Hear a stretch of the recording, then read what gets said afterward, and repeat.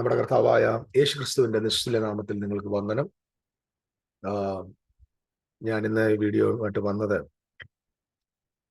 കഴിഞ്ഞ ദിവസം നമ്മുടെ സോഷ്യൽ മീഡിയയിൽ നടന്ന ഒരു ഡിബേറ്റുമായിട്ട് ബന്ധപ്പെട്ട് അത് രണ്ട് വിഭാഗങ്ങൾ തമ്മിലുള്ള സംവാദമായിരുന്നു.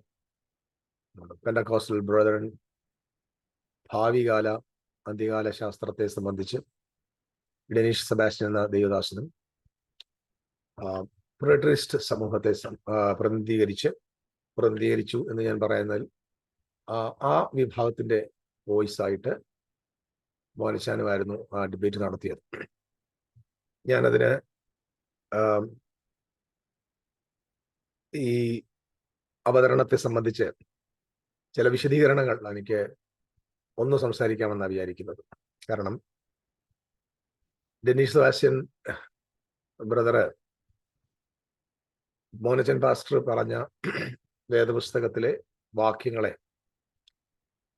നല്ല രസകരമായ നിലയിൽ വൈറ്റ് വാഷ് ചെയ്ത് ക്യാപ്സൂളുകളാക്കി അവതരിപ്പിക്കുന്നത് കാണാനായിട്ട് നല്ല രസമായിരുന്നു, തമാശ വന്നു. ഞാൻ യഥാർത്ഥത്തിൽ ആ ഒരു ഡിബേറ്റിൽ മനസ്സിലാക്കിയ ഒരു വലിയ സത്യം, അതിനെനിക്ക് പ്രത്യേകിച്ച് ഡെനീഷ് സെബാസ്റ്റ്യനോട് വലിയ നന്ദിയുണ്ട്. എങ്ങനെ നമ്മൾ ബൈബിൾ വ്യാഖ്യാനിക്കാൻ പാടില്ല എന്ന് വളരെ കൃത്യമായി, അദ്ദേഹത്തിന്റെ ഭാഷയിൽ പറഞ്ഞാൽ വളരെ കൃത്യവും സ്പഷ്ടവുമായി മനസ്സിലാക്കി തന്ന ഒരു ഡിബേറ്റാണ് സെബാസ്റ്റ്യന്റെ. എനിക്ക് പ്രത്യേകിച്ച് ഇപ്പൊ എന്നോട് പലരും വിളിച്ചിട്ടുണ്ട് ഡിബേറ്റിൽ വരിക എന്നത്. ഒരു ഡിബേറ്റ് എന്നൊക്കെ പറഞ്ഞു കഴിഞ്ഞാൽ ഒരു വിഷയത്തിനകത്ത് നിന്നുകൊണ്ട് സംസാരിക്കണം. ആ വിഷയത്തിനകത്ത് അവിടെയും പോയി ഇവിടെയും പോയി അപ്പുറത്തും പോയി കാടും കയറി അവസാനം ഒരു വിഷയത്തിനും ക്ലാരിറ്റി ഇല്ലാത്ത നിലയിലേക്ക് വിഷയം കൊണ്ടുപോകരുത്. എനിക്ക് തോന്നുന്നു പ്രിറ്ററിസ്റ്റ് വിഭാഗം അവിടെ ഒരു 75% മുൻകൈയിലാണ്. പെന്തക്കോസ്റ്റൽ ബ്രദറൻ വിഭാഗത്തിന്റെ ആശയങ്ങൾ തവിടുപൊടിയായി പോകുന്ന കാഴ്ചയാണ് വാസ്തവത്തിൽ കണ്ടത്. അതില് വിഷമമുണ്ട്. കാരണം അവരുടെ കുഴപ്പമല്ലത്, ദൈവജനം അങ്ങനെ ആയതുകൊണ്ടാണ്. പിന്നെ അതിന്റെ ഒരു പ്രത്യാക്രമണം എന്ന നിലയിൽ അവരുടെ പരാജയത്തിന്റെ ഒരു റിസൾട്ട് പെന്തിക്കോസ് കുഞ്ഞുങ്ങള് താഴെ വന്ന് എഴുതിയ അവരുടെ അന്യഭാഷകളാണ്. അത് മോനച്ചൻ പാസ്റ്റർക്കെതിരെയുള്ള അന്യഭാഷയാണ്. കഴിഞ്ഞ ദിവസം ഈ വിഷയത്തെ സംബന്ധിച്ച് ഒരു പോസ്റ്റ് ഇട്ടപ്പോൾ അതിനകത്ത് ഒരു മാന്യൻ, കർത്താവിന്റെ കാഹളം കേൾക്കാൻ കാത്തിരിക്കുന്ന പരിശുദ്ധനായ ഒരു മനുഷ്യൻ, അദ്ദേഹം ഒരു കമന്റ് ഇട്ടേക്കുക, എടാ നിനക്ക് യേശുക്രിസ്തു വരത്തില്ല, നിന്റെ യേശുക്രിസ്തു ഒന്നും വരത്തില്ല, പക്ഷെ ഞങ്ങളുടെ യേശുക്രിസ്തു വരും. ഞങ്ങൾ വിശുദ്ധിയോടും വേർപാടോടും കൂടെ കർത്താവിന്റെ വരവിന് വേണ്ടി കാത്തിരിക്കുകയാണ്, കേട്ടോടാ നായിന്റെ മോനെ എന്നാണ് അതിനകത്ത് എഴുതിയേക്ക്. അപ്പൊ നോക്കിക്കോണേ, വിശുദ്ധനാണ്, കാത്തിരിക്കുകയാണ്. ഇപ്പൊ കർത്താവിന് പറക്കാനിരിക്കുന്നവൻ പറഞ്ഞൊരു അന്യഭാഷയാണ്. ഞാനത് അങ്ങനെ പറഞ്ഞത് തെറ്റായിട്ട് ധരിക്കണ്ട, ഇവിടെ നാട്ടിലൊക്കെ പറയുന്നൊരു വാക്കാം. അപ്പൊ പുള്ളിയുടെ വിശുദ്ധി അതാണ്. അപ്പൊ ഈ പെന്തോ കുഞ്ഞുങ്ങൾ താഴെ വന്ന് തെറി വിളിക്കുന്നത് അത് കാണാൻ പറ്റി. അപ്പം ഇതിനകത്തൊരു പൊതു അവലോകനം ഞാൻ നൽകാൻ ആഗ്രഹിക്കുന്നത്, പെന്തിക്കോസ്റ്റൽ ബ്രദറൻ വിഭാഗത്തിന്റെ ഈ അന്ത്യകാല ശാസ്ത്രം എന്ന് പറയുന്നത് തികച്ചും ഒരു തമാശയാണ്. ഇത് ഇവരിടയ്ക്കിടയ്ക്ക് പറയുന്ന ഒരു പദമുണ്ട്, എനിക്കത് ഇതുവരെ മനസ്സിലായിട്ടില്ല. ക്രിസ്തുവിന്റെ സഭയുടെ ക്രിസ്തീയ സഭയുടെ എന്തോ പ്രത്യാശയാണെന്ന് പോലും യേശുവിന്റെ വരം. എനിക്ക് ചോദിക്കുന്ന ചോദ്യം നോക്കണം, എന്തൊരു രസകരമായിട്ട്. ക്രിസ്തീയ സഭയുടെ പ്രത്യാശയാണോ യേശു ക്രിസ്തുവിന്റെ വരം? അപ്പൊ ഈ മരിച്ച് ചത്തുപോയവരോ? എടോ, ജീവിച്ചിരിക്കുന്ന നിങ്ങൾ, ഓക്കെ, നമ്മൾ ഈ ഭൂമിയിൽ ഇപ്പൊ ജീവിച്ചിരിക്കുന്നു, നമ്മൾ കർത്താവ് വരുമെന്ന് പ്രതീക്ഷിക്കുന്നു. ഈ മരിച്ചുപോയവർ ഈ ശവക്കലറയിൽ ഇരുന്ന് പ്രത്യാശിച്ചുകൊണ്ടിരിക്കുകയാണ് കഴിഞ്ഞ 2000 വർഷമായിട്ട്. നമ്മൾ ഈ പറയുന്നതിനൊരു ലോജിക്ക് വേണം. അപ്പം ഞാനിപ്പോ ഒരാളെ പ്രതീക്ഷിക്കുകയാണ്, ആ ആള് എന്റെ ജീവിതകാലത്ത് വന്നില്ലെങ്കിൽ ഞാനത് പ്രത്യാശിച്ചിട്ട് കാര്യമൊന്നുമില്ല. എപ്പോഴെങ്കിലും വരും എന്ന് പറഞ്ഞ് നമ്മൾ ജീവിക്കാവുന്നേ ഉള്ളൂ. ഇത് ഇവര് ഉറപ്പിച്ചു വെച്ചിരിക്കുക, ഈ ചില കാര്യങ്ങൾ ഉറപ്പിച്ചു വെച്ചിരിക്കുക കർത്താവിന്റെ സഭയുടെ പ്രത്യാശയാണ്. ശരിയാ, 1-ാമത്തെ നൂറ്റാണ്ടിലെ സഭയുടെ പ്രത്യാശയാണ് ക്രിസ്തുവിന്റെ മടങ്ങിവരവ്. കാരണം അത് വന്നേ പറ്റത്തുള്ളൂ. ക്രൈസ്റ്റ് വന്നെങ്കിൽ മാത്രമേ ആദിമ സഭ, അല്ലെങ്കിൽ ആ കാലഘട്ടത്തിൽ ജീവിച്ചിരുന്ന സഭ, അല്ലെങ്കിൽ അന്ന് സഭ അതിന്റെ പൂർണ്ണതയിൽ എത്തിയിട്ടില്ല. ഈ മാരേജ് നടന്നിട്ടില്ല, കല്യാണം ഉറപ്പല്ലേ നടന്നിട്ടുള്ളൂ, നിശ്ചയം ചെയ്തിരിക്കുന്നതല്ലേ പറഞ്ഞത്. ഈ നിശ്ചയം കഴിഞ്ഞാൽ അത് ക്രിസ്തുവിന്റെ ശരീരമായി മാറണമെങ്കിൽ വിവാഹം കഴിക്കണ്ടേ? അപ്പൊ യേശു ക്രിസ്തുവിന്റെ മാരേജ് ഇതുവരെ നടന്നിട്ടില്ലെങ്കിൽ ഇവിടെ ഇരിക്കുന്ന ക്രിസ്തുവിന്റെ ശരീരം, സഭ എങ്ങനെ ക്രിസ്തുവിന്റെ ശരീരമാകും? പെന്തിക്കോസുകാർ കൊണ്ട് മറുപടി ഉണ്ടെ പറ. അതായത് ഇന്ന് നിങ്ങൾ പറയത്തില്ലേ ക്രിസ്തുവിന്റെ ശരീരമാകുന്ന സഭയെന്ന്? ക്രിസ്തുവിന്റെ ശരീരമാണ് സഭയെങ്കിൽ കല്യാണം നടന്നാലല്ലേ ശരീരമാകത്തുള്ളൂ. വിവാഹത്തിന് സമയത്തല്ലേ? അതില്ലേ നമ്മൾ ഉൽപ്പത്തി പുസ്തകത്തിൽ വായിക്കുന്നത്, അവർ ഇരുവരും ഇനി ഒരു ദേഹമല്ല, ഇരുദേഹമല്ല ഒരു ദേഹമത്രേ. അതിനകത്ത് മാരേജിന്റെ കൺസുമേഷനിൽ മാത്രമേ ഒരു ശരീരമായി മാറത്തുള്ളൂ. ഒരു ശരീരമായി മാറിയാൽ മാത്രമേ ക്രിസ്തുവിന്റെ ശരീരമായ സഭ ക്രിസ്തുവിന്റെ ശരീരമാകത്തുള്ളൂ. അപ്പൊ 1-ാമത്തെ നൂറ്റാണ്ടിലെ സഭയുടെ പ്രത്യാശയായിരുന്നു എന്ത്? അവൻ തലയായി വരണം, ഞങ്ങൾ അവന്റെ ഉടലായി മാറണം. അതാണ് ശരീരത്തിന്റെ വീണ്ടെടുപ്പ് എന്നൊരു പദങ്ങൾ പല സ്ഥലങ്ങളിലുണ്ട്. ഞാൻ അതിലേക്ക് പിന്നൊരു വീഡിയോയിൽ വരാം. അതിന് കൂടെ ഞാൻ കൂട്ടിക്കുഴയ്ക്കുന്നില്ല. ശ്രദ്ധിക്കുക, ഞാൻ ഈ ഡെനിസ് സെബാസ്റ്റ്യൻ പറഞ്ഞ ചില ആർഗ്യുമെന്റ്സിന്റെ അദ്ദേഹത്തിന്റെ ആ സിസ്റ്റമാറ്റിക് ആയിട്ടുള്ള ക്യാപ്സൂൾ വൈറ്റ് വാഷിങ്ങിനെ ഒന്ന് അഭിസംബോധന ചെയ്യാൻ ആഗ്രഹിക്കുക. ഒന്ന്, അദ്ദേഹം പറഞ്ഞത് പരമ്പരാഗത യാഥാസ്ഥിതിക ക്രിസ്തീയ വിശ്വാസത്തിന്റെ അടിത്തറയാണ് കർത്താവായ യേശു ക്രിസ്തുവിന്റെ പുനരാഗമനവും അന്ത്യനായ വിധിയും മരിച്ചവരുടെ പുനരുത്ഥാനം. ഇത് നിക്കാവിശ്വാസ പ്രമാണത്തിൽ നമുക്ക് വായിക്കാം. നിക്കാവിശ്വാസ പ്രമാണം അത് സത്യമാണെന്ന് ആരാ നിങ്ങളോട് പറഞ്ഞു? അതിലെ ഫുള്ള് വാക്കുകൾ സത്യമാണെന്ന് ആര് പറഞ്ഞു? യേശു പറഞ്ഞു, അപ്പോസ്തലന്മാർ പറഞ്ഞു. അത് ആദിമസഭയൊന്നുമല്ലത്. 4 നൂറ്റാണ്ട് വന്നു. ആദ്യത്തെ 4 നൂറ്റാണ്ടുകൾ കഴിഞ്ഞു. ആദിമസഭയെന്നൊന്നും പറയാൻ പറ്റില്ല. 4 നൂറ്റാണ്ടെന്ന് പറഞ്ഞാൽ 400 വർഷത്തിന് ശേഷമുള്ള അന്നത്തെ സഭാ ലീഡേഴ്സ് ഉണ്ടാക്കിയ ഒരു വിശ്വാസ പ്രഖ്യാപനം. അത് ശരിയാണെന്നും അത് വിശ്വസിക്കണമെന്നും അത് വിശ്വസിച്ചാൽ മാത്രമേ ക്രിസ്ത്യാനിയാകുമെന്നും ഒക്കെ ശടിക്കുന്നത് അത്ര യുക്തിക്ക് നിരക്കുന്നല്ല. കാരണം അങ്ങനെയാണെങ്കിൽ അപ്പോസ്തലനായ പൗലോസും പത്രോസും എല്ലാം കൂടെ ഇങ്ങനെ വിശ്വാസ പ്രമാണം പറഞ്ഞിട്ടാണോ ജീവിച്ചത്? ഇതില്ലേ ഈ മുസ്ലിങ്ങൾ പറയുന്ന പോലെ ആദം മുതൽ എല്ലാവരും മുസ്ലിങ്ങളാണ്. എല്ലാവരും മുസ്ലിം. പക്ഷെ മുസ്ലിം ആകാൻ എന്ത് ചെയ്യണം? അള്ളാഹു ആണ് ദൈവമെന്നും മുഹമ്മദ് അവന്റെ റസൂലാണെന്നും ഏറ്റുപറയാണ്. അപ്പൊ അള്ളാഹു ദൈവമാണെന്നും മുഹമ്മദ് റസൂലാണെന്നും ഏറ്റുപറയാത്തവന് മുസ്ലിം ആകാൻ പറ്റില്ല. അപ്പൊ അള്ളാഹ് അത് പറഞ്ഞു, ആദം അത് പറഞ്ഞു, ഇല്ല. മൂസ അത് പറഞ്ഞു, ഇല്ല. യൂസുഫ് പറഞ്ഞു, ഇല്ല. അത് എപ്പം മുതലേ പറഞ്ഞു തുടങ്ങി? 6-ാം നൂറ്റാണ്ട് മുതലേ പറഞ്ഞു തുടങ്ങി. അപ്പൊ 6-ാം നൂറ്റാണ്ട് മുതൽ പറഞ്ഞു തുടങ്ങിയത് പറഞ്ഞെങ്കിൽ മാത്രമേ മുസ്ലിം ആകൂ എന്ന് അവർ പറയുന്നു. ഇതുപോലെ തന്നെ നിക്കാവിശ്വാസ പ്രമാണം പറയുന്നവനാണ് ക്രിസ്ത്യാനി എന്ന് പറഞ്ഞാൽ ആദ്യത്തെ 4 നൂറ്റാണ്ടിലുള്ളവർ ഇത് പറഞ്ഞുകൊണ്ടിരുന്നോ? ഇല്ല. ഇതൊക്കെ അവകാശവാദങ്ങൾ. ഇതൊക്കെ ചില സഭകളുടെ നിലനിൽപ്പിന് വേണ്ടിയുള്ള അവകാശവാദങ്ങളല്ല. അതിനകത്ത് വലിയ കഥയായിട്ടൊന്നും കാണുന്നില്ല. കാരണം യേശു ക്രിസ്തുവിന്റെ മാർഗം എന്ന് പറയുന്നത് ഏതോ സംഘടനയൊന്നുമല്ല. യേശു ക്രിസ്തുവിന്റെ സഭ ഇന്ന് ഭൂമിയിലുണ്ടെന്ന് എനിക്കറിയത്തില്ല. അപ്പോസ്തലിക സഭ എന്ന് പറയുന്ന സഭകൾക്കകത്ത് യേശുവും അപ്പോസ്തലന്മാരും സ്വപ്നത്തിൽ വിചാരിക്കാത്ത കാര്യങ്ങളായിരിക്കും. അതിനെല്ലാം അവർക്ക് വ്യാഖ്യാനങ്ങളുണ്ട്. ഡെനിസ് സെബാസ്റ്റ്യൻ പറയുന്നത് യാഥാസ്ഥികമായ സഭകള് പറയുന്നത് അടിസ്ഥാനമാണ്. അത് വിശ്വസിക്കാത്ത പ്രിട്രിസ്റ്റ് സമൂഹം ക്രിസ്ത്യാനികളാണോ എന്നൊരു സംശയം. ഇത് ഈ അപ്പോസ്തലിക സഭയിലെ ആ സഹോദരന്മാർ ഈ ഇടയ്ക്ക് ഇപ്പൊ ഗ്ലോറിയസ് ഗോസ്പെലെ ആളുകളൊക്കെ പെന്തിക്കോസുകാരോട് ചോദിച്ച ചോദ്യം തിരിച്ച് നമുക്കിട്ട് കുത്താൻ വരിക, നിങ്ങള് ക്രിസ്ത്യാനികളാണോ? ഞാൻ തിരിച്ച് സെബാസ്റ്റ്യനോട് ഒരു ചോദ്യം ചോദിക്കുക. യാഥാസ്ഥിക ക്രിസ്ത്യാനികൾ, പരമ്പരാഗത ക്രിസ്ത്യാനികൾ പഠിപ്പിക്കുന്നതും വിശ്വസിക്കുന്നതുമായ കാര്യങ്ങളെല്ലാം ഈ നിങ്ങൾ വിശ്വസിക്കുന്നുണ്ടോ? മറിയ ദൈവമാതാവാണെന്നും മറിയോട് പ്രാർത്ഥിക്കണമെന്നും മറിയ നിത്യകന്യകയാണെന്നും ഒക്കെ വിശ്വസിക്കുന്നുണ്ടോ? വേണമെങ്കിൽ വിശ്വസിക്കും കേട്ടോ. ഇനി പ്രിട്രിസുകാരെ ഒരു തൊഴിൽ കൊടുക്കാൻ വേണ്ടി ഞങ്ങളത് വിശ്വസിക്കും എന്ന് പറയുന്നതിനും അവർക്ക് ഉളുപ്പുണ്ടോ എന്ന് എനിക്ക് തോന്നുന്നില്ല. പക്ഷേ ഈ യാഥാർത്ഥ്യങ്ങൾക്ക് വേണ്ടി നിൽക്കാനേ ഇച്ചിരി നട്ടലും കഴിവൊക്കെ വേണം. അത് ആദ്യം മനസ്സിലാക്കണം. ഇപ്പൊ ഏതെങ്കിലും ഒരാള് ഒരു സത്യത്തിന് വേണ്ടി നിൽക്കുമ്പോൾ സംസാരിക്കുമ്പോൾ അതിന്റെ ബെനിഫിറ്റ് എന്താണെന്ന് ചോദിക്കും. ഞാനിതൊക്കെ സംസാരിക്കുമ്പോൾ ചില ആളുകൾ വന്ന് താഴെ വന്നിട്ട് കമന്റ് എഴുതും, എവിടുന്ന് ആ ഫണ്ട് കിട്ടിയെന്ന്. കാരണം ഇവര് സുവിശേഷീകരണം നടത്തുന്ന ഫണ്ടിന് വേണ്ടിയാണെന്ന് അതിന്റെ തെളിവാകും. ഫണ്ട് കിട്ടുമ്പോൾ ആ പ്രസംഗിക്കുന്നത്. അപ്പൊ എനിക്ക് ഫണ്ടൊന്നുമില്ല. ഞാൻ അന്താസായിട്ട് എന്നെ കൊണ്ട് പറ്റുന്ന ചെറിയ ജോലിയൊക്കെ ചെയ്തിട്ടാണ് ഞാൻ ജീവിക്കുന്നത്. അതുകൊണ്ട് ഫണ്ടിന്റെ കാര്യം പറഞ്ഞുകൊണ്ട് ഇങ്ങോട്ടൊന്നും വരണ്ട. അപ്പം അദ്ദേഹത്തിന്റെ 1-ാമത്തെ പോയിന്റ് ഇവർ ക്രിസ്ത്യാനികളാണോ, എന്താണ് ക്രിസ്ത്യാനിത്വത്തിന്റെ എങ്ങനെയാണ് ക്രിസ്ത്യാനിയാകുന്നത് എന്നൊക്കെ ഉള്ളത് വിശുദ്ധ തിരുവെഴുത്തുകൾക്കകത്ത് കൃത്യമായിട്ട്. അപ്പം അതില് നമുക്ക് സംശയം വേണ്ട. അവരവരുടെ ഫെയ്ത്ത് എന്താണെന്ന് അത് മനസ്സിൽ വെച്ചാൽ മതി. That's good. ഇനി കുറച്ച് ചെറിയ കാര്യങ്ങൾ, ഒത്തിരി ഞാൻ പറയുന്നില്ല കേട്ടോ, ബോറടിപ്പിക്കുന്നില്ല. അദ്ദേഹം അടുത്ത് പറഞ്ഞു വേറൊരു കാര്യം. മത്തായിയുടെ സുവിശേഷത്തില് യേശുക്രിസ്തു കയ്യഫാവിനോട് പറയുന്ന ഒരു വാക്കുണ്ട്. അതിങ്ങനെയാണ് 63-ാമത്തെ വാക്യത്തിൽ. യേശുവും മിണ്ടാതിരുന്ന 64-ാം വാക്യം.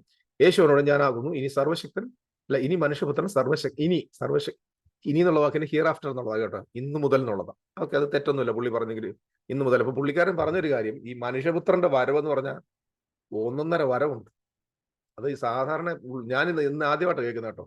കർത്താവിന്റെ മനുഷ്യപുത്രന്റെ വരവ് എന്ന് പറഞ്ഞാൽ അത് ഒന്നിൽ കൂടുതൽ വരവുണ്ടെന്ന് എന്ന് പറഞ്ഞാൽ ഇനി യേശുവിനി ഒന്നുകൂടെ വരും. പിന്നെ വേണമെങ്കിൽ കുറച്ച് ദിവസം കഴിഞ്ഞിട്ട് ഫ്രീ ആയിട്ടിരിക്കുമ്പോൾ പിന്നെയും വരാൻ സാധ്യതയുണ്ട്. ഇങ്ങനെ പല പ്രാവശ്യം വരും.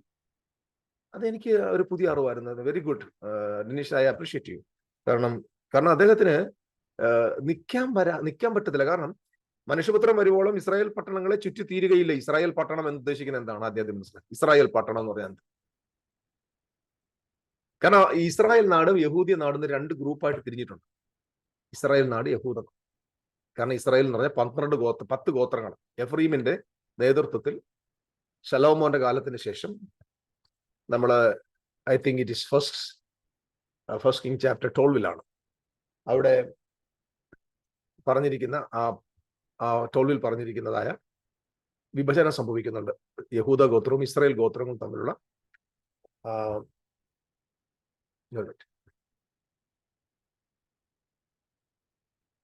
ഇസ്രായേൽ ഗോത്രവും യഹൂദ ഗോത്രങ്ങളും തമ്മിലുള്ള ഒരു വേർതിരിവുണ്ട്.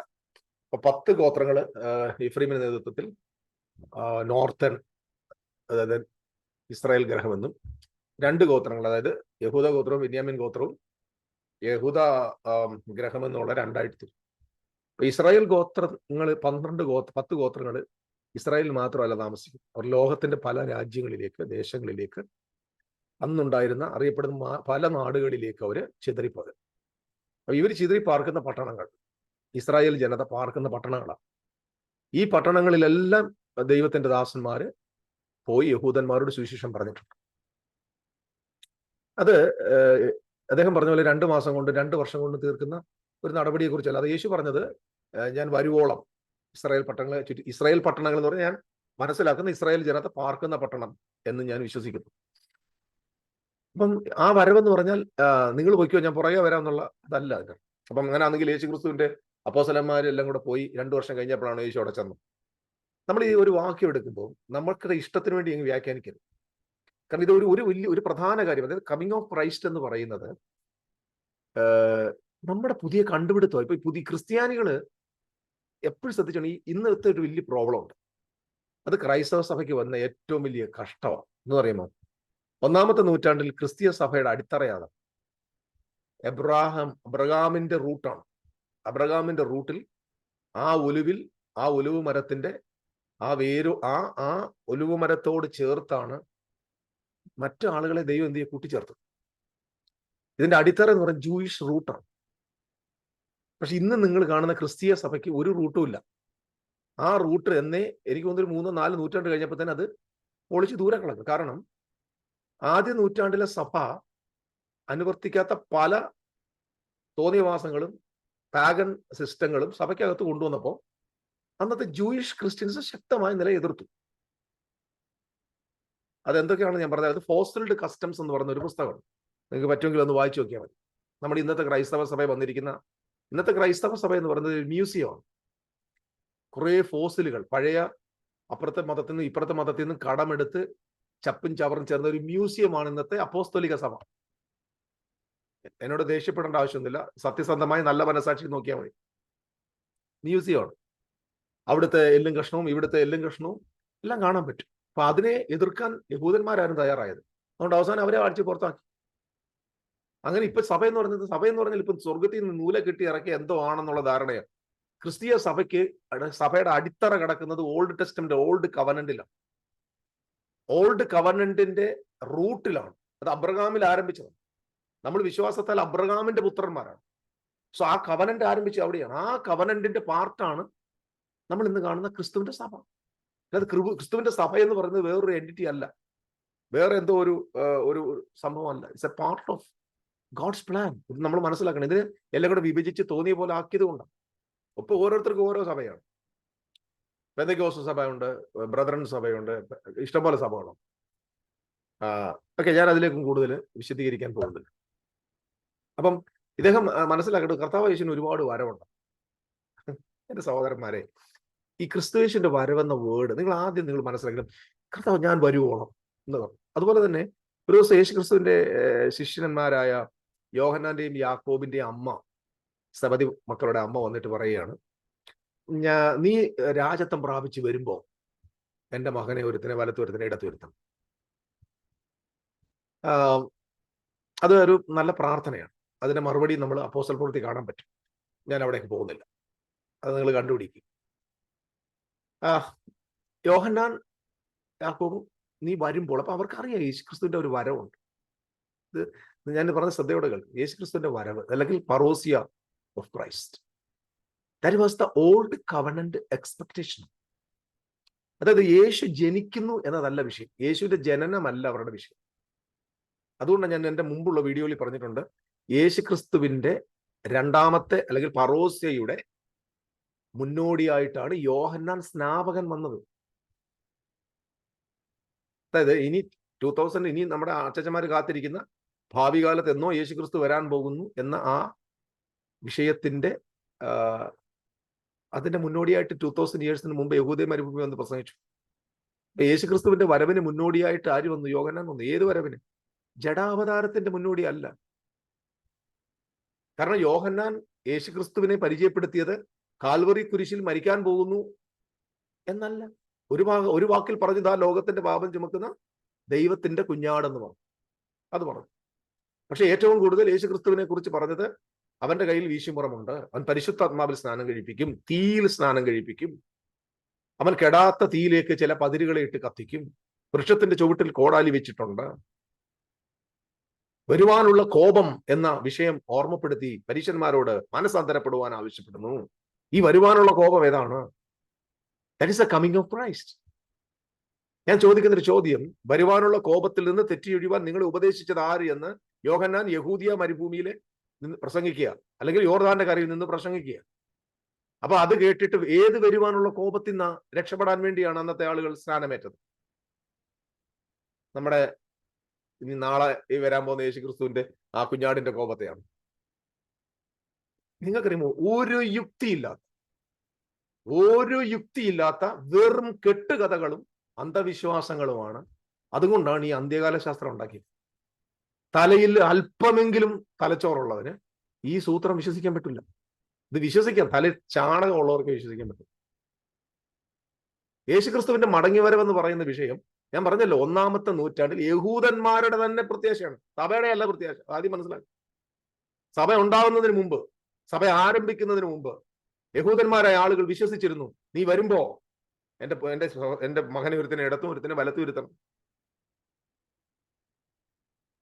അപ്പൊ യേശുക്രിസ്തുവിന്റെ ടോക്കിനിടയിൽ ഒരു ദിവസം പറയുകയാണ്, അല്ലെങ്കിൽ ഈ കയ്യഫാവിന്റെ മുമ്പിൽ വെച്ചും പറയുന്നുണ്ട്. അപ്പൊ ആ പറയുന്ന വിഷയത്തില് എന്തുവാ, യേശുക്രിസ്തു തന്റെ വരവിനെ കുറിച്ച് പറയുന്നുണ്ട് കയ്യഫാവിനോട്. ഞാൻ അവിടേക്ക് വീണ്ടും തിരിച്ചു വരാം. ഇത് ഞാൻ പറഞ്ഞില്ല, ഇത് ഒരു ദിവസം കൊണ്ടൊന്നും പറഞ്ഞു തീർക്കാൻ പറ്റുന്ന വിഷയമല്ല. It's a very big subject ആണ്. പിന്നെ ഇതെല്ലാം കൂടെ കേട്ടോണ്ട് നിൽക്കാനുള്ള ക്ഷമയും മനുഷ്യർക്ക് ഇന്നില്ല. ശ്രദ്ധിക്കുക. അതായത് ഇവിടെ കയ്യഫാവിനോട് പറഞ്ഞ കാര്യത്തിലേക്ക് വരാം. ഇനി മുതൽ തന്നെ എഴുതിയേക്കുന്നത് കേട്ടോ, ഇനി മുതൽ മനുഷ്യപുത്രൻ സർവശക്തന്റെ വലതു ഭാഗത്ത് ഇരിക്കുന്നതും ആകാശമേഘങ്ങളെ വാഹനമാക്കി വരുന്നതും നിങ്ങൾ കാണും. ഇരിക്കുന്നതും വരുന്നതും കാണുമെന്ന്. അപ്പൊ എന്താ ഇരിക്കുന്നതും വരുന്നത് എങ്ങനെ ഒരുമിച്ച് കാണുന്നു? അദ്ദേഹം അവിടെ കൊണ്ട് സ്ഥാപിച്ചൊരു വിഷയം എന്നറിയാമോ? അത് പ്രവചനമൊന്നും അല്ല, അത് വേറെ വരവാണ്. പിന്നെ അത് കഴിഞ്ഞിട്ട് പിന്നെ ഒരു വരവുണ്ട്. കയ്യഫാവ് 47 ചത്തുപോയി. കയ്യഫാവ് ചത്തുപോട്ടെന്ന്, അയാളുടെ അമ്മായിപ്പന് ചത്തുപോട്ടെ, നമുക്ക് എന്നാ പ്രശ്നം? കർത്താവ് പറഞ്ഞത് കയ്യഫാവ് കാണുമെന്നല്ല. സൻഹദ്രി സംഘം ആ സമൂഹത്തോട് പറയുകയാണ്, യേശുക്രിസ്തുവിനെ വിസ്തരിച്ച, യേശുക്രിസ്തുവിനെ കുരിശിക്കാൻ ഏൽപ്പിച്ച അന്നത്തെ ആ ജനറേഷനോട് പറഞ്ഞു, you are going to see that. നിങ്ങൾ കാണാൻ പോവാന്നാ പറഞ്ഞു. യേശുവിനെ വിസ്തരിച്ച, യേശുവിനെ കുരിശിച്ച, യേശുക്രിസ്തുവിനെ ക്രൂശിക്കാൻ ഏൽപ്പിച്ചു കൊടുത്ത ഏതെങ്കിലും ഒരാൾ ഇന്ന് ഭൂമിയിലുണ്ടോ? ഇല്ല. അപ്പൊ മനുഷ്യപുത്രൻ സർവശക്തന്റെ വലതുഭാഗത്തിരിക്കുന്നതും മേഘങ്ങളെ വാഹനമേറ്റി വരുന്നതും കാണും. ഇരിക്കുന്നതും വരുന്നതും എങ്ങനെ ഒരുമിച്ച് കാണും? എന്താ എന്റെ അർത്ഥം? അതിന് നമ്മൾ ഉടനെ വ്യാഖ്യാനം എടുക്കും. ഇരിക്കുന്നത് പറഞ്ഞാൽ അത് ഇരിക്കുകയാണ്, വരുന്നത് പറഞ്ഞാൽ എഴുന്നേറ്റ് വരുന്നതാണ് എന്നൊക്കെ വേണേൽ പറയാം. എന്റെ സഹോദര, ഇരിക്കുന്നതും വരുന്നതും ഒരേ പ്രോസസ്സാണ്. അതായത് മേഘത്തിൽ വരിക എന്ന് പറഞ്ഞാൽ യേശുക്രിസ്തു മേഘത്തിൽ ഇങ്ങനെ ചിറകടിച്ച് പറന്നു വരിക എന്നല്ല. എന്റെ പ്രിയം വാനിൽ വരാറായി, വാനമേഘത്തിൽ എഴുന്നള്ളാറായി, ഇങ്ങനെയുള്ള പാട്ടുകളൊക്കെ ഉണ്ട്. അങ്ങനെ ഞാൻ പറഞ്ഞില്ല, നമ്മള് പല കാര്യങ്ങൾ പാടി പാടി പാടി പാടി പല അസത്യങ്ങളും സത്യങ്ങളാക്കി വെച്ചിരിക്കുന്നു. ഇരിക്കുന്നതും വരുന്നതും എങ്ങനെ കാണും? നിങ്ങൾ അതാദ്യം മനസ്സിലാക്കുക. അതായത് കർത്താവായ യേശു ക്രിസ്തു സ്വർഗാരോഹണം ചെയ്ത ശേഷം പിതാവായ ദൈവം അവനെ സകല ജാതിയും രാജ്യവും ഏൽപ്പിച്ചിട്ട് അവനെ മഹിമയുടെ വലതുഭാഗത്ത് ഇരുത്തിയേക്കുക. കർത്താവിനോട് ഞാൻ നിന്റെ ശത്രുക്കളെ നിന്റെ പാദപീഠമാക്കണം, നീ എന്റെ വലതുഭാഗത്ത് ഇരിക്കുക. കർത്താവ് ഇരിക്കുകയാണ്. അതായത് ഉയർത്തെഴുന്നേറ്റ ക്രൈസ്റ്റ് നേരെ സ്വർഗത്തിലേക്ക് പോയി അവിടെ ഇരിക്കുക. ആ ഇരിക്കുന്ന ക്രിസ്തു അവിടെ ഇരിക്കുന്നു, അവൻ സിംഹാസനത്തിൽ ഇരിക്കുന്നു എന്നതിന്റെ തെളിവാണ് കയ്യഫാവേ നിന്റെ കാലയം പൊളിയാൻ പോവാണ്. അതാണ് മേഘത്തിൽ വരവ്. അതായത് മേഘത്തിലെ വരവ് എന്ന് പറഞ്ഞാൽ is talking about the judgement. ആ ജഡ്ജ്മെന്റ് അവിടെ നടക്കുന്നതിന്റെ കാരണം എന്താ? സർവശക്തന്റെ വലതുഭാഗത്ത് ഇരിക്കുന്നത് കൊണ്ടാണ്. അതാണ് ഇരിക്കുന്നതും വരുന്നതും കാണും എന്ന് പറഞ്ഞാൽ ക്രിസ്തു സിംഹാസനത്തിൽ ഇരിക്കുന്നതിന്റെ തെളിവാണ്. അവൻ സിംഹാസനത്തിൽ ഇരിക്കുന്നു എന്നതിന്റെ തെളിവാണ് നിങ്ങളുടെ ദൈവാലയം നശിക്കാൻ പോകുന്നത്. അത് ആ നശിക്കാൻ പോകുന്ന ആ ക്രിയക്കാണ് ക്ലൗഡ് കമ്മിങ് എന്ന് പറയുന്നത്, ജഡ്ജ്മെന്റ്. അതാണ്. അല്ലാതെ അപ്പൊ അദ്ദേഹം പറഞ്ഞു അന്ന് മുതൽ ശരിയാ, അന്ന് മുതൽ അതിന്റെ പ്രോസസ് ആരംഭിച്ചു. എങ്ങനെ ആരംഭിച്ചു പറയാം. ഇത് പറഞ്ഞ ഉടനെ എന്തിനാ ഉടുപ്പ് വലിച്ചു കയറിയത്? സർവശക്തന് വലതുഭാഗത്തിരിക്കുന്ന ആകാശമേഖലയെ വാഹനമേറ്റി വരുന്നത് നിങ്ങൾ കാണും എന്ന് പറഞ്ഞ ഉടനെ എന്തിന് കയ്യഫ ഉടുപ്പ് കീറി? അപ്പൊ പറഞ്ഞു കർത്താവിന്റെ വരവിന്റെ തുടങ്ങി. എങ്ങനെ കീറി? ഉടുപ്പ് കീറിയപ്പോ അർത്ഥം എന്താ? പൗരോഹിത്യം കീറിപ്പോയെന്ന്. പൗരോഹിത്യം അവസാനിച്ചു. പൗരോഹിത്യത്തിന് എൻഡ് വരിക. അല്ലെങ്കിൽ പൗരോഹിത്യം പഴയ നിയമത്തിലെ ലേവ്യ പൗരോഹിത്യത്തിന്റെ അവസാനം വരാൻ പോകുന്നു എന്നതിന്റെ തെളിവാണ് ഇത് കീറിയതിന്റെ തെളിവ്. കാരണം പൗരോഹിതൻ ഒരിക്കലും ഉടുപ്പ് കീറാൻ പറ്റും. പുരോഹിതൻ ഉടുപ്പ് കീറി. മിശിഹാമ്പരൻ കാൽവറിയിൽ മരിക്കുമ്പോൾ തന്റെ പ്രാണനെ വിടുന്നതിന് മുമ്പ് ഒരു ഭൂകമ്പം ഉണ്ടായി. ദേവാലയത്തിന്റെ തിരശ്ശീല മുകളിലോട്ട് കീറി. അപ്പൊ അവൻ ഉടുപ്പ് കീറി, തമ്പനൻ തന്നെ അവിടുത്തെ തിരശ്ശീലയും കീറി. അപ്പൊ ഇത് രണ്ട് കീറിക്കളി. അപ്പം ഇത് രണ്ടും വരവിന്റെ തെളിവാ. എന്താ? ദേവാലയത്തിന്റെ തിരശ്ശീല കീറിയാൽ തന്നെ ദേവാലയത്തിന്റെ പ്രസക്തി നഷ്ടപ്പെടുവാൻ പോകുന്നു. പൗരോഹിത്യം അവസാനിക്കാൻ പോകുന്നു. ന്യായ പ്രമാണത്തിന് അവസാനം കുറിക്കാൻ പോകുന്നു. ഓൾഡ് ഗവൺമെന്റ് സിസ്റ്റം തീരാൻ പോകുന്നു. ഇത് തന്നെയാ യേശുക്രിസ്തുവിന്റെ സെക്കൻഡ് കമ്മിങ്. ഡെനീഷ് ബ്രദർ അറിയാതെ പ്രിട്രിസ്റ്റ് ആയി പോയി അവിടെ. അതേ സഹോദര, പഴയ നിയമത്തില് ന്യായപ്രമാണത്തിന്റെ അവസാനമാണ്. അതാ ഇന്നു മുതൽ കാണും. അങ്ങനെ തന്നെ ആയിക്കോട്ടെ, നമുക്ക് സംശയമില്ലെന്നേ. അപ്പൊ അവിടെ അന്നു മുതൽ യേശുവിന്റെ വരവിൽ എന്താ സംഭവിക്കുന്നത്? ഇത് നിങ്ങൾ അദ്ദേഹം പറഞ്ഞ മറ്റൊരു കാര്യമുണ്ട് കേട്ടോ. ഈ മത്തായിയുടെ സുവിശേഷം 16-ാം അധ്യായത്തിൽ 25-26 വാക്യങ്ങളില് മനുഷ്യപുത്രൻ പിതാവിന്റെ മഹത്വത്തോടെ വരുന്നത് കാണുവോളം അല്ലെങ്കിൽ അടുത്താടെ പറഞ്ഞു, മനുഷ്യപുത്രൻ തന്റെ രാജ്യത്തിൽ വരുന്നത് കാണുവോളം മരണം ആസ്വദിക്കാത്ത ചിലർ ഈ നിൽക്കുന്നവരിലുണ്ട് എന്നൊരു പ്രസ്താവന. അതായത് എന്ത് രസകരമായിട്ടെന്ന് അറിയുമ്പോൾ അതിനെ ട്വിസ്റ്റ് ചെയ്തത്, ക്യൂട്ടായിട്ട് ട്വിസ്റ്റ് ചെയ്തു. അത് പത്രോസ് തന്നെ തന്റെ ലേഖനത്തിൽ പറഞ്ഞിട്ടുണ്ട്. അത് മറുരൂപമല്ല, ഇവന്റാണ്. ആഹാ. അപ്പൊ യേശുക്രിസ്തു ഇത് പറഞ്ഞതിനും മറുരൂപമലയ്ക്ക് നമ്മൾ ഏതോ 6-7 ദിവസത്തെ വ്യത്യാസമേ ഉള്ളൂ. ഈ 6-7 ദിവസത്തിനകത്ത് യേശുക്രിസ്തുവിന്റെ കേൾവിക്കാരിൽ ഏറെക്കുറെ എല്ലാം ചത്തു. ഒരു 3 പേര് മാത്രം ശേഷിച്ചു. അവര് എന്തായാലും മരണം ആസ്വദിക്കാത്ത ചിലർ എന്ന കൂട്ടത്തിൽ മറുരൂപമല. അവിടെയും തനിക്ക് തെറ്റി. ഡെനീഷ് സെബാസ്റ്റ്യന് തെറ്റിപ്പോയി. ഇത് പെന്റിക്കോസ്റ്റൽസ് ആളുകളുടെ ഇടയിലെ വ്യാഖ്യാനത്തിന്റെ രീതിയാണ്. ഇവരിങ്ങനെയാ ബൈബിൾ വ്യാഖ്യാനിക്കുന്നത്. കാരണം അവിടെ ഇരിക്കുന്ന ജനങ്ങൾ ചിന്തിക്കുന്നില്ല. അവിടെ വിദ്യാഭ്യാസമുള്ള ആളുകൾ ചിന്തിക്കുന്നില്ല. അവരെ ചിന്തിക്കാനോട്ട് അനുവദിക്കത്തില്ല. ഇവരെന്താണോ വിളമ്പുന്നത് വേണം തിന്നോണം. ഈ ഒരു രീതിയാണ് അവിടെ സംഭവിക്കുന്നത്. നോക്കിയേ, വ്യാഖ്യാനിച്ചു നോക്കിയേ. അത് കഴിഞ്ഞ ഉടനെ യേശു അവരെ കൊണ്ട് മറുരൂപമലയിലേക്ക് പോകുന്നുണ്ട് 17-ാം അധ്യായത്തിൽ. അപ്പൊ മറുരൂപമലയിൽ അനുഭവമാണെന്ന് പോലും. അത് ഈ മറുരൂപമലയിലാണോ യേശു പിതാവിന്റെ രാജ്യത്തിൽ വന്നത്?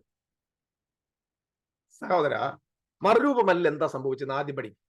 മറുരൂപമലയിൽ ഒരു ദർശനമുണ്ടായി. ദർശനം, വിഷനാണ്.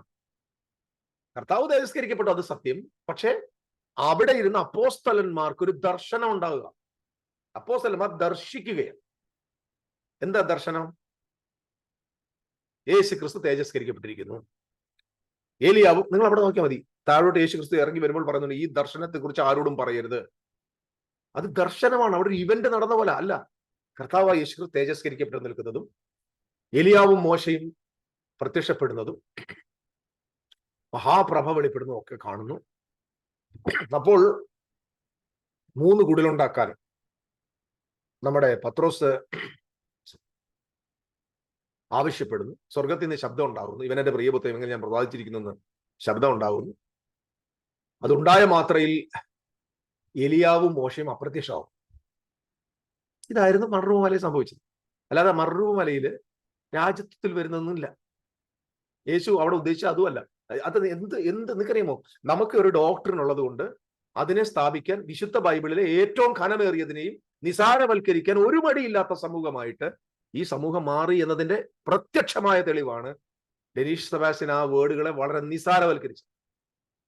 നിങ്ങൾ നന്നായിട്ട് വായിച്ചു 2 പീറ്റർ ചാപ്റ്റർ 1 വേഴ്സ് 16 ഓൺവേഴ്സ് വായിച്ചു നോക്ക്. ഞങ്ങൾ കർത്താവായ യേശു ക്രിസ്തുവിന്റെ പ്രത്യക്ഷതയും അവന്റെ ശക്തിയും നിങ്ങളോട് അറിയിക്കുന്നതും നിർമ്മിതകളെ പ്രമാണിച്ചിട്ടല്ല, അവന്റെ മഹിമ കണ്ട സാക്ഷികളായിട്ട് അത്രേ. ഞങ്ങൾ അവനോടുകൂടി വിശുദ്ധ പർവ്വതത്തിലായിരുന്നു. ഇവൻ എന്റെ പ്രിയപുത്രൻ, ഇവങ്കിൽ ഞാൻ പ്രസാദിച്ചിരിക്കുന്നെന്ന് അതിവിശുദ്ധ തേജസ്സിൽ നിന്നൊരു ശബ്ദമുണ്ടായി. നോക്കിക്കാം, വാക്യം കൃത്യമാണ്. അത് മറുരൂപമലയിലെ അനുഭവം. ഏതാ മറുരൂപമല? അപ്പൊ യേശുക്രിസ്തുവിന്റെ പ്രത്യക്ഷത അദ്ദേഹം പറയാ. അപ്പൊ യേശുക്രിസ്തുവിന്റെ പ്രത്യക്ഷത അവിടെ സംഭവിച്ചു. അത് പറോസിയാണ്.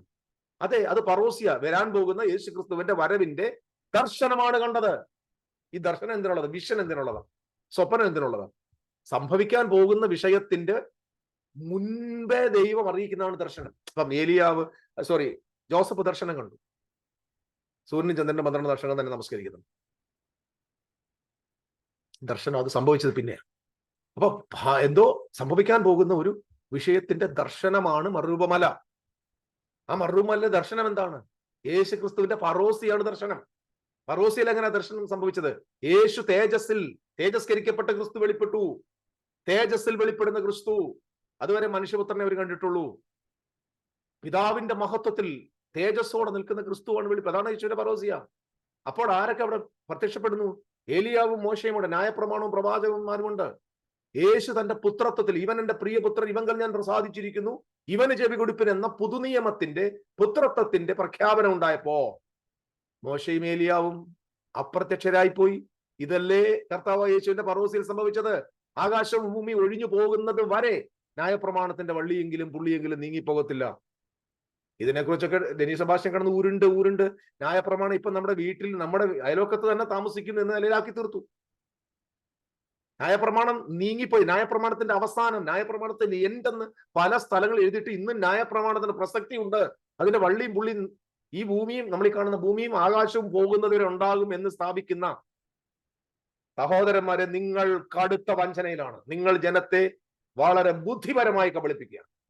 ഇന്ന് നിങ്ങൾ അടിമത്വത്തിന്റെ, ന്യായപ്രമാണത്തിന്റെ അടിമത്വത്തിൽ ജനത്തെ ഇട്ട് അവരെ അടിമകളാക്കി ഭയപ്പെടുത്താൻ നിങ്ങൾ ഉണ്ടാക്കി വെച്ചിരിക്കുന്ന ഗൂഢാലോചന സിദ്ധാന്തമാണ്. കാരണം നിങ്ങൾക്ക് ഇന്ന് ജനത്തെ അടിമത്വത്തിൽ നിർത്തണമെങ്കിൽ നിങ്ങൾക്ക് ന്യായപ്രമാണം ഉണ്ടെന്നും ഇതൊക്കെ ഉണ്ടെന്നും ജനത്തെ പേടിപ്പിച്ചേ പറ്റൂ. കാരണം നിങ്ങൾക്ക് പിരിവെടുത്ത് ജീവിക്കണം, ജനത്തിന്റെ പിഴിഞ്ഞ് ജീവിക്കണം, ജനത്തെ ഭയപ്പെടുത്തി ജീവിക്കണം. കാരണം നിങ്ങളുടെ കയ്യിൽ ജനത്തെ പിടിച്ചു നിർത്തുന്ന ഒറിജിനൽ ഇല്ലാതെ പോയി. ഇത് ഞാൻ ശക്തമായ നിലയിൽ നിങ്ങൾക്കെതിരെ ആരോപിക്കുക. നിങ്ങളുടെ കയ്യിൽ സുവിശേഷം പോലും ഇല്ല. നിങ്ങൾക്കറിയോ, നിങ്ങൾ പറയുന്നത് സുവിശേഷം പോലും അല്ല. നരകവും ഭീതിയും ന്യായവിധിയും പിശാചും മന്ത്രവാദവും കെട്ടും പൊട്ടും മണ്ണാം കട്ടയും ജനത്തെ പഠിപ്പിച്ചെങ്കിൽ മാത്രമേ നിങ്ങൾക്ക് ജനത്തെ നിർത്താൻ പറ്റൂ. ഇമാതിരിയുള്ള ഈ ഗൂഢാലോചന ഉണ്ടല്ലോ, അല്പം ദയനീയമാണ്. വിദ്യാഭ്യാസവും വിവരമുള്ളവർ ഈ കൂട്ടത്തിലുണ്ടെങ്കിൽ ചിന്തിച്ചു തുടങ്ങിക്കോണം. പുറത്തിറങ്ങി പോകണം ഈ സമൂഹത്തിൽ നിന്ന്, ഈ കള്ളത്തരത്തിൽ നിന്നും വഞ്ചനയിൽ നിന്നും പെന്തക്കോസ്തിന്റെ നടുവിൽ നിന്ന്. അടുത്ത ജനറേഷൻ വെളിയിൽ വാ, പുറത്തു വാ. നിങ്ങളെ ചതിക്കുകയാണ്, നിങ്ങളെ വഞ്ചിക്കുകയാണ് ഈ കെട്ടുകഥ പഠിപ്പിച്ച്. ഇതിനൊക്കെ സോപ്പിടാൻ ഇഷ്ടംപോലെ ആളുകളാണ്. But you are under deception because these people are proving that still the law is existing because അവർക്ക് അവർ പറയുന്നത് അതാണ് ആകാശം ഭൂമി ഒഴിഞ്ഞു പോകുന്നത് വരെ. ഇത് ആകാശം ഭൂമി ഏതാ? ഇത് ലിറ്ററലായിട്ട് ആകാശമാണ്. ലിറ്ററൽ ആകാശം, ലിറ്ററൽ ഭൂമി. പോണം. അപ്പൊ അടുത്തൊരു ചോദ്യം, ഇത് പോയി കഴിഞ്ഞാൽ പിന്നെ ന്യായപ്രമാണം, മനുഷ്യനും ഇല്ല ദൈവവും ഇല്ല. സ്വർഗം ദൈവത്തിനാണല്ലോ, ആകാശം ദൈവവും ഇല്ല മനുഷ്യനും ഇല്ല. ആകാശവും ഭൂമിയും പോയി, ആകാശം പോയി ഭൂമിയും പോയി. പിന്നെ മൊത്തം എന്തുവാ? പ്രപഞ്ച സൃഷ്ടി ഉണ്ടാകുന്നതിന് മുമ്പുള്ള ഒരവസ്ഥയിലേക്ക് എത്തും. പഠിപ്പിന് ശ്രദ്ധിക്കണം. അതായത് ന്യായപ്രമാണം എപ്പോ വരെ ഉണ്ടാവും? പണ്ടന്നെ ഭൂമി ഒന്നും ഉണ്ടാകുന്നതിന് മുമ്പുള്ള ഒരു അവസ്ഥയിലേക്ക് ഒന്നുമില്ലാത്ത ശൂന്യമേല് പ്രപഞ്ചം മൊത്തം അങ്ങ് ഡിസപ്പിയർ ആവും. ഭൂമി മൊത്തം അങ്ങ് ഡിസപ്പിയർ ആവും. അതുവരെ പ്രമാണം ഉണ്ടാവും. അപ്പൊ പ്രമാണം എന്തിനു വേണ്ടി ഇരിക്കുക? ആകാശവും ഭൂമിയും നീങ്ങിപ്പോകാൻ വേണ്ടി കാത്തിരിക്കുക. ഇങ്ങനെയാണോ ബൈബിൾ പഠിപ്പിക്കുന്നത്? ഇങ്ങനെയാണോ ജനത്തെ ബൈബിൾ പഠിപ്പിക്കുന്നത്? ഇതൊക്കെ തന്നെയാണ്. ഇതിനേക്കാളും വളരെ പരിതാപകരമാണ് ഇവരുടെ അവസ്ഥ. പത്രോസിന്റെ ലേഖനത്തിലേക്ക് വാ.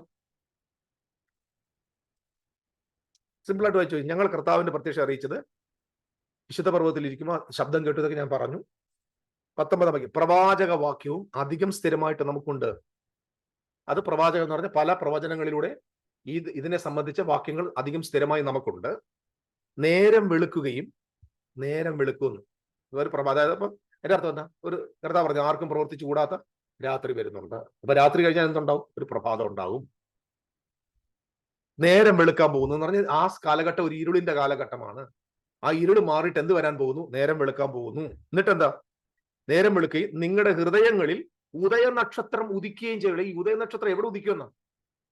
ആരാ ഉദയ നക്ഷത്രം? കർത്താവ് യേശു ക്രിസ്തുവിനെ കുറിച്ച് ഉദയ നക്ഷത്രം എന്ന് ക്രിസ്തുവിനെ വിളിക്കും. Morning star. ഉദയ നക്ഷത്രം എവിടെ? നിങ്ങളുടെ ഹൃദയങ്ങളിൽ ഉദിക്കുമെന്ന. അപ്പം നിങ്ങളുടെ ഹൃദയങ്ങളിൽ ഉദയ നക്ഷത്രം ഉദിക്കണം. പ്രഭാതം വരുന്നു. ആ പ്രഭാതത്തിൽ നക്ഷത്രം ഉദിക്കാൻ പോകുന്നത് നിങ്ങളുടെ ഉള്ളിലാണ്. ക്രൈസ്റ്റ് നിങ്ങളുടെ ഉള്ളിലേക്ക് വരാൻ പോകുന്ന പറഞ്ഞതിന്റെ അർത്ഥം അതാ ക്രിസ്തുവിന്റെ പ്രത്യക്ഷത. ആ പുത്രത്വം അവൻ നിങ്ങളുടെ ഉള്ളിലേക്ക് വരുന്നു. ഓക്കെ, ഉദിക്കുകയും ചെയ്വോളം ഇരുണ്ട സ്ഥലത്ത് പ്രകാശിക്കുന്ന വിളക്ക് പോലെ അതിൽ കരുതിക്കൊണ്ടാൽ നന്ന്. ഇതാണ്. അപ്പം ഇത് പറഞ്ഞു വന്നത് പത്രോസ് എന്താ പറഞ്ഞറിയാമോ? മറുരൂപമലയിലെ ആ ദർശനം യേശു ക്രിസ്തുവിന്റെ പ്രത്യക്ഷതയാണ്. ഞങ്ങള് ഈ ദർശനം കണ്ടിട്ടാണ് റോസ്യ പ്രസംഗിക്കുന്നതെന്നാ. ഈ സംഭവത്തെ ഇദ്ദേഹം എടുത്ത് എങ്ങനെയാ കണ്ടെന്നറിയുമോ? അത് ഈ മനുഷ്യപുത്രൻ തന്റെ രാജ്യത്തിൽ മഹത്വത്തോടെ വരുന്നത് കാണുവോളം മരണം ആസ്വദിക്കാത്തവർ ഇവിടെ ഉണ്ടെന്നുള്ളതിന്റെ പ്രവചന നിവൃത്തിയാണ് മറുരൂപമല എന്ന് പഠിപ്പിക്കുന്ന സഹോദര. ആ വാക്യത്തിന്റെ പ്രവചന നിവൃത്തിയാണ് യേശു ക്രിസ്തു AD 70 വന്നത്. ആ തലമുറയിൽ യേശുവിന്റെ ഓഡിയൻസിൽ ഈ സംഭവത്തെ ദൃക്സാക്ഷികളായി കണ്ടവർ ചിലർ യേശു ക്രിസ്തുവിന്റെ വരവിന്റെ ആ നാളിൽ ജീവിച്ചിരിപ്പുണ്ടായിരുന്നു. അതിൽ യോഹന്നാൻ ഉണ്ടായിരുന്നു. ഇതല്ലേ സത്യം? ആ ദർശനം കണ്ടിട്ടല്ലേ അദ്ദേഹം പറഞ്ഞത് ഞങ്ങള് ദൈവത്തിന്റെ പുത്രന്റെ പ്രത്യക്ഷതയും ശക്തിയും നിങ്ങളോട് അറിയിക്കുന്നത് നിർമ്മിത കഥകളെ പ്രമാണിച്ചിട്ടല്ല.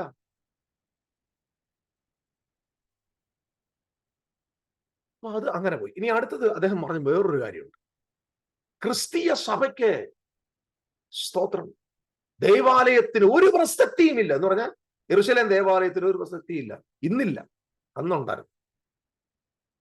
ഇത് ക്രിസ്തീയ സഭയ്ക്കും യെരൂശലേം ദേവാലയം തമ്മിൽ എന്ത് പ്രസക്തി?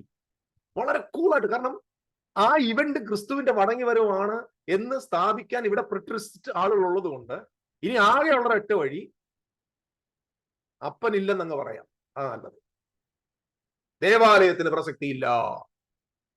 ഇടിപൊളി, രക്ഷപ്പെട്ടല്ലോ. ഇനി ദേവാലയം പൊളിഞ്ഞാൽ എന്ത്, പൊളിഞ്ഞില്ലെങ്കിൽ എന്ത്, കല്ലിന്റെ പുറത്ത് കല്ല് കഴിച്ചു. അപ്പൊ ചുമ്മാ കർത്താവ് അപ്പൊ പുള്ളി പറഞ്ഞ വാക്കിനാ അത് ചുമ്മാതെ കല്ലിന്റെ പണി ചോദിച്ചപ്പം കൽപ്പണി ചോദിച്ചു, അല്ലെങ്കിൽ ഇതിന്റെ പണി ഇങ്ങനെ ചോദിച്ചപ്പം തമാശയ്ക്ക് പറഞ്ഞാണ് കല്ലിന്റെ പുറത്ത് കല്ല് പൊളിഞ്ഞു ഓടെ എന്നൊക്കെ പറഞ്ഞ. അങ്ങനെയാണ്. എന്ത് ലാഘവത്തോടാ സഹോദര നിങ്ങൾ ഇത് പറയുന്നത്? യെരൂശലേം ദേവാലയം യേശു എന്താ പറഞ്ഞത്? നിങ്ങൾ ക്രിസ്ത്യാനികളാന്ന് പറഞ്ഞല്ലോ. ക്രിസ്ത്യാനികളുടെ നാഥനായ യേശു ക്രിസ്തു എന്താ പറഞ്ഞത്? ആ ദേവാലയത്തിനകത്തോട്ട് കയറിയിട്ട് എന്റെ പിതാവിന്റെ ഭവനം, എന്റെ പിതാവിന്റെ ഭവനം സകല ജാതികൾക്കും പ്രാർത്ഥനാലയം എന്ന് വിളിക്കപ്പെടും, നിങ്ങളോ അതിനെ കള്ളന്മാരുടെ ഗുഹയാക്കി.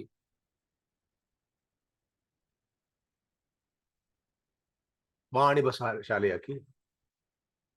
3 വർഷത്തെ ശുശ്രൂഷയുടെ ഒടുവിലും മരിക്കുന്നതിന് തൊട്ടു മുമ്പും യേശു ക്രിസ്തു ദേവാലയത്തിനകത്ത് വന്നിട്ട് പറഞ്ഞു എന്റെ ഭവനം, എന്റെ ഭവനം എന്നാ പറഞ്ഞത്.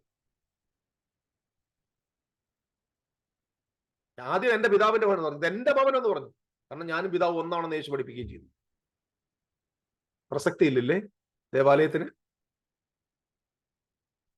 ഒടുവിൽ മാനസാന്തരത്തിലേക്കും അനുതാപത്തിലേക്കും വരാത്ത യഹൂദന്മാരോട് പറഞ്ഞു നിങ്ങളുടെ ഭവനം ശൂന്യമാകും. നിങ്ങളുടെ ഭവനം എങ്ങനെ ശൂന്യമാകും? അതിനകത്ത് വസിക്കുന്ന ആള് സ്ഥലം മാറാൻ പോവുക, അവിടെ നിന്ന് ഇറങ്ങിപ്പോകാൻ പോവുക. യെരൂശലേം ദേവാലയത്തിൽ നിന്ന് ഇറങ്ങിപ്പോയ ദൈവ തേജസ്സാണ് ക്രിസ്തു. അതുകൊണ്ടാണ് ഏത് പഴയ നിയമകാലത്ത് ഇസക്കേലിന്റെ പ്രവചനം വായിക്കുമ്പോൾ ബാബിലോൺ ഇസ്രായേലിനെ ആക്രമിക്കാൻ വരുമ്പോൾ, ദേവാലയം നശിപ്പിക്കാൻ വരുമ്പോൾ, അതിനു മുമ്പ് ദൈവത്തിന്റെ തേജസ് അവിടെ നിന്ന് പുറപ്പെട്ട് കിഴക്കുള്ള ഒലിവുമലയിൽ നിന്ന് മുകളിലേക്ക് പൊങ്ങിപ്പോയി എന്ന് കാണുന്നു. മിശിഹാതമ്പരനും അങ്ങനെ തന്നെ യെരൂശലേം ദേവാലയത്തിൽ അതിനെക്കുറിച്ചൊക്കെ പറഞ്ഞ് തൻ മരിച്ച് അടക്കപ്പെട്ട് ഉയർത്തെഴുന്നേൽക്ക് സ്വർഗത്തിലേക്ക് പോകുന്നത് അതേ ഒലിവുമലയുടെ മുകളിൽ നിന്നാണ് പോയത്. കാരണം പണ്ട് യെരൂശലേം ദേവാലയം നിന്ന് തേജസ് എങ്ങനെയാണോ സ്വർഗത്തിലേക്ക് പോയത്, അതേപോലെ തന്നെയാണ് മിശിഹാതമ്പുരാൻ തേജസ്കരിക്കപ്പെട്ടവനായ ഒലിവുമലയിൽ നിന്ന് സ്വർഗത്തിലേക്ക് പോകുന്നത്. ഇതൊക്കെ എന്തിനെ കാണിക്കുന്നത്? Your house is going to be empty. നിങ്ങളുടെ കുടുംബം, നിങ്ങളുടെ ഭവനം ശൂന്യമാകാൻ പോകും.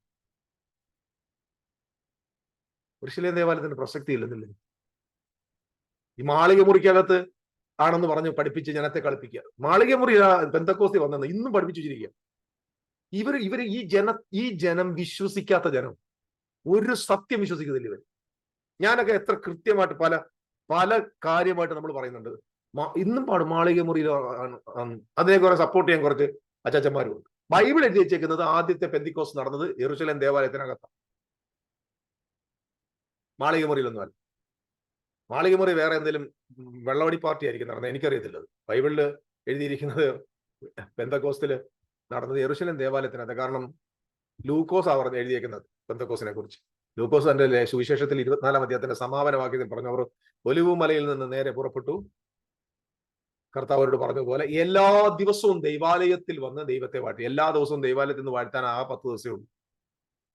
All the days, every day, എല്ലായ്പ്പോഴും അവർ ദൈവത്തെ ആരാധിക്കാൻ ആലയത്തിലാണ് വന്നുകൊണ്ട്. യേശുക്രിസ്തു പലപ്പോഴും ആലയത്തിലാണ് വന്നുകൊണ്ട്. ആലയത്തിന് പ്രസക്തി ഇല്ല. യെരൂശലേം ദേവാലയത്തിന് പ്രസക്തി ഇല്ലെങ്കിൽ നിങ്ങൾ ഇന്ന് പറഞ്ഞുകൊണ്ടിരിക്കുന്ന ആലയത്തിന് ഒരു പ്രസക്തി ഇല്ല. കാരണം യെരൂശലേം ദേവാലയത്തിന് പകരം ഉണ്ടാക്കിയതാണ് ദൈവത്തിന്റെ ആലയം. ഇതിന് പ്രസക്തി ഇല്ലെന്നല്ല, അതിന്റെ സ്പിരിച്വൽ ടെമ്പിൾ ആണ് ടുഡേസ് ചർച്ച്. ആദ്യം മനസ്സിലാക്കണം. അതിന് കല്ലിന്മേൽ കല്ല് പൊളിയാനിരിക്കുന്നു, ഇവിടെ കല്ലിന്മേൽ കല്ല് പണിതുകൊണ്ടിരിക്കുന്നു. 1-ാം നൂറ്റാണ്ട് അപ്പോസ്തലന്മാരും പ്രവാചകന്മാരും ഇടയന്മാരും ഉപദേഷ്ടാക്കാരും എന്നതിന്റെ ലെവലിൽ ഇത് പണിതുകൊണ്ടിരിക്കുക.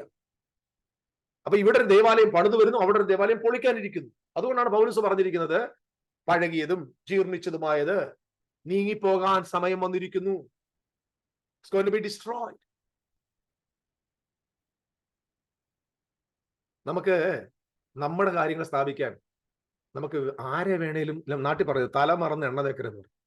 യെരൂശലേം ദേവാലയത്തിൽ എന്ത് പ്രസക്തി? കാരണം ഇതിന് എന്റെ സഹോദര യേശുവിന്റെ coming of Christ, judgement of Christ, resurrection of the dead, the parousia of Christ, the completion of church, the completion of the new covenant, consummation of the new covenant, the arrival of the kingdom, the coming of eternal life, coming of new heaven and new earth. These all things are connected with this temple.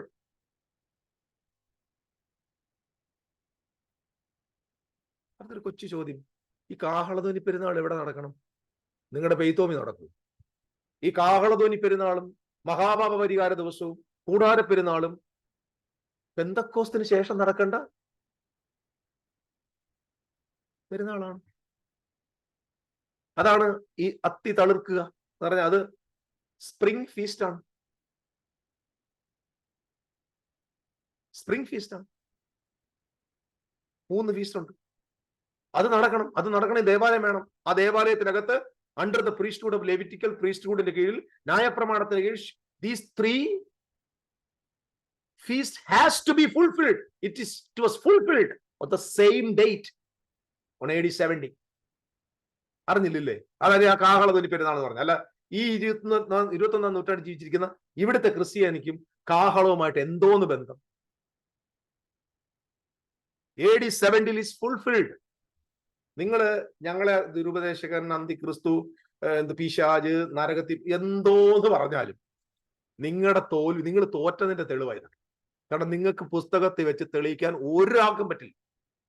നിങ്ങൾ പരാജയമാണ്, അമ്പേ പരാജയം. നിങ്ങളുടെ eschatology ഭൂലോക തോൽവിയാണ്. ഞാനിത് പറഞ്ഞ് ഇങ്ങനെ neglect ചെയ്യുക. അതുപോലെ അദ്ദേഹം തന്നെ പല വാക്കുകൾ, ഒത്തിരി കാര്യങ്ങളുണ്ട് കേട്ടോ, എല്ലാം ഞാൻ പറയുന്നില്ല. ഒരു കാര്യമാണ് ഞാൻ പറയാം. അദ്ദേഹം പറഞ്ഞത് തെസ്സലോനിക്ക ലേഖനത്തിലും കൊരിന്ത്യ ലേഖനത്തിലൊക്കെ പൗലോസൊക്കെ പറഞ്ഞല്ലോ, ജീവനോടെ ശേഷിക്കുന്ന നാം രൂപാന്തരപ്പെടും, അവനോടുകൂടെ എടുക്കപ്പെടും. അദ്ദേഹം മരിച്ചു പോയല്ലോ. ശരി, അദ്ദേഹം മരിച്ചുപോയി. കാരണം ആ കാലഘട്ടത്തിൽ അവര് യേശു വരുന്നവരെ ജീവിച്ചിരിക്കുമെന്ന് വിചാരിച്ചു. എന്താ തെറ്റുണ്ടോ? യേശു വരുന്നു ജീവിച്ച് പ്രസംഗിച്ചവന്മാരെല്ലാം നട്ടാ സെല്ലിൽ പോയി ഇരിക്കുമല്ലേ പല്ലിടിച്ചോണ്ട്, എല്ലും കഷ്ണമായിട്ട്. തീർന്നില്ലേ? അവർക്കൊന്നും നാണമൊന്നുമില്ലേ? പത്രോസിനാണ് കുഴപ്പം, പൗലോസിനാണ് പ്രശ്നം. ആലോചിച്ച് നോക്കി. ഇവിടെ യേശു വരുന്നു പറഞ്ഞ എല്ലാ അച്ചാച്ചന്മാരും കല്ലറയിലല്ലേ? അതിനൊന്നും ഒരു നാണമൊന്നുമില്ലേ? അതായത് ദേവർ എക്സ്പെക്ടിങ് ആ ഫസ്റ്റ് സെഞ്ചുറി ചർച്ച് കർത്താവ് വരുമെന്ന് പ്രതീക്ഷിച്ചു. വന്നു, തെസ്സലോനിക്കരോട് പറഞ്ഞു വെയിറ്റ് ചെയ്യാൻ പറഞ്ഞു. പക്ഷെ അദ്ദേഹം അതിന് തൊട്ട് മുമ്പ് മരിക്കുമ്പോൾ അതുകൊണ്ട് തിമോഥെയോസിന് ലേഖനം എഴുതി പറഞ്ഞു, ഞാൻ നല്ല പോർ പൊരുതു, ഓട്ടം തികച്ചു, വിശ്വാസം കാത്തു, ഇനി നീതിയുടെ കിരീടം എനിക്കായി വെച്ചിരിക്കുന്നു, അത് നീതിയുള്ള ന്യായാധിപതി അവന്റെ പ്രത്യക്ഷതയിൽ എനിക്ക് തരും. അവന്റെ പ്രത്യക്ഷത എപ്പോഴാണ്? Parousia is going to happen. He was expecting, but he died before that. അപ്പൊ പറഞ്ഞു, ഞാൻ നീതിയുടെ കിരീടം. എന്താ ഈ നീതിയുടെ കിരീടം എന്ന് പറഞ്ഞു? എന്തിനു വേണ്ടി ഓടിയത്? എന്തിന്റെ വിശ്വാസ കാത്തത്? പഠിക്കും. നമ്മുടെ നാട്ടില് ഒരു കൊച്ചു കുഞ്ഞ് എഴുതി, ഒരു 7 വയസ്സുള്ള ഒരു കൊച്ചൻ മരിക്കുന്നുണ്ട്, സോറി മരിച്ചാലും അവന്റെ ഫ്ലെക്സ് ബോർഡിൽ എന്താ കൊണ്ട് വെച്ചിരിക്കുന്നത്? അവൻ ഓട്ടം തികച്ചത്. വയസ്സ് 7 ഉള്ളൂ. എന്തിന്റെ ഓടി? നിങ്ങൾ എന്ത് ഓടി? എന്ത് വാങ്ങിക്കാൻ ഓടി? അർത്ഥം നിങ്ങൾ പറഞ്ഞ, എന്ത് വാങ്ങാൻ ഓടി? എന്തിനു വേണ്ടി വിശ്വാസം കാത്തു? എന്തിനു വേണ്ടി പോർ പൊരുതു? പോളിന് അർത്ഥമുണ്ട്, അത് കണ്ടുപിടിക്കും. അത് കിട്ടുന്നതിന് മുമ്പ് മരിച്ചു. അത് കർത്താവിന്റെ പ്രത്യക്ഷതയിൽ കിട്ടുമെന്ന് പറഞ്ഞു. അപ്പം താൻ എന്തിനു വേണ്ടി ഓടിയോ, എന്തിന്റെ വിശ്വാസത്തിന് വേണ്ടി കാത്തു നിന്നോ, ഏത് വിശ്വാസത്തിന് വേണ്ടിയാണോ പോർ പൊരുത്തത്, അത് എന്റെ കർത്താവിന്റെ പർവ്വസിൽ കിട്ടുമെന്നാ പറഞ്ഞത്. സോ അതിനകത്ത് നമുക്ക് അതിശയിക്കാനൊന്നുമില്ല. പിന്നെ ഒറ്റ വാക്കോട് പറഞ്ഞാൽ നിർത്താം. 1-ാം നൂറ്റാണ്ട് മുതൽ ഇനി 5000 വർഷം ഉണ്ടെങ്കിലും എല്ലാ വിശ്വാസിയും എന്നും വിശ്വസിച്ചോണം, യേശു വേഗം വരുന്നത്. ഇതിന് വിശ്വാസം എന്നല്ല പറയേണ്ടത്, വിവരമില്ലായ്മ എന്നാണ് പറയേണ്ടത്, അന്ധവിശ്വാസം എന്ന് പറയുന്നത്. എല്ലാ കാലഘട്ടത്തിലും ജനം പ്രതീക്ഷിച്ചുകൊണ്ടിരുന്നോണോ യേശു വരുന്നു എന്ന് പറഞ്ഞ് ചത്തോണം. എന്തോന്നോട് ഇതാണോടോ വിശ്വാസം? എടുത്ത് തോട്ടിക്കളയണോ ഈ വിശ്വാസം? ഇതൊക്കെയാണോ ക്രിസ്തുവിന്റെ മാർഗം? ഇത്രയും അബദ്ധങ്ങൾ ഏത് കാലഘട്ടത്തിലും ക്രിസ്തീയ സഭ യേശു വരുന്നു എന്ന് ചിന്തിച്ചുകൊണ്ടിരിക്കണം. അതിനുവേണ്ടിയാണ് ഇത് പറഞ്ഞേക്കുന്നത്. പുള്ളിയൊട്ട് വരത്തുമില്ല. ചോദിക്കേ, ഹോപ്പാണോ ഇത്? ഇത് ഹോപ്പ്ലെസ് എൻഡാ, ഹോപ്പ്ലെസ് എൻഡ്. ഒരു പ്രതീക്ഷയില്ലാത്ത അവസാനം. എല്ലാരും വരുന്നു ആ പോയി. ഈ വരുന്നു എന്ന് പറഞ്ഞാൽ പറയല്ല, പോയി കർത്താവ് വന്നുമില്ല. എന്നിട്ട് പറയാ സഭയുടെ പ്രത്യാശ. ഓക്കെ, നിങ്ങളുടെ പ്രത്യാശ, എനിക്ക് നിങ്ങളുടെ പ്രത്യാശ ഒന്നും ആവശ്യമില്ല. ഞങ്ങളുടെ ഇത് വിശ്വസിക്കുന്ന ഒരുപാട് പേര് കേരളത്തിൽ ദൈവകൃപയാൽ വളർന്നു വരുന്നുണ്ട്. ബുദ്ധിയുള്ളവര്, വിവരവും ബുദ്ധിയുള്ള ആളുകൾ വരുന്നുണ്ട്. അല്ല, മതത്തിന്റെ അന്ധം ബാധിച്ചവർക്ക് ഇതൊരു പക്ഷേ പരിഹാസമായിരിക്കും. ഞാൻ ഈ പറഞ്ഞത് ഇവിടെ തൽക്കാലം നിർത്തുകയാണ്. ഇനി അത്യാവശ്യമെങ്കിൽ മറ്റൊരു അനലൈസിങ് ആവശ്യമുണ്ടെങ്കിൽ വരാം. എന്തായാലും ഡെന്നിസ് സെബാസ്റ്റ്യൻ നല്ല എഫർട്ടാണ് എടുത്തത്. മോനച്ചാൻ നല്ല മനോഹരമായ നിലയിൽ അതിനെ പ്രസന്റ് ചെയ്തു. അദ്ദേഹത്തെ മോനച്ചാൻ പറഞ്ഞ ഒരു കാര്യത്തെ പോലും കൃത്യമായ നിലയെ കാണിക്കാൻ ഡെന്നിസ് സെബാസ്റ്റ്യന് പറ്റിയില്ല. ഡെന്നിസ് സെബാസ്റ്റ്യൻ 100% പെന്തക്കോസിൽ ജയിച്ചു. കാരണം പെന്തക്കോസ് തോൽവിയിലാണ്, അല്ലെങ്കിൽ ഈ അബദ്ധങ്ങളിൽ ജയിച്ചു നിൽക്കുന്ന ആളുകളാണ്. But unfortunately they failed before the scriptures. So let the word of God ജയിക്കട്ടെ, ദൈവവചനം മാത്രം നിലനിൽക്കട്ടെ, സത്യം മാത്രം ജയിക്കട്ടെ. God bless you.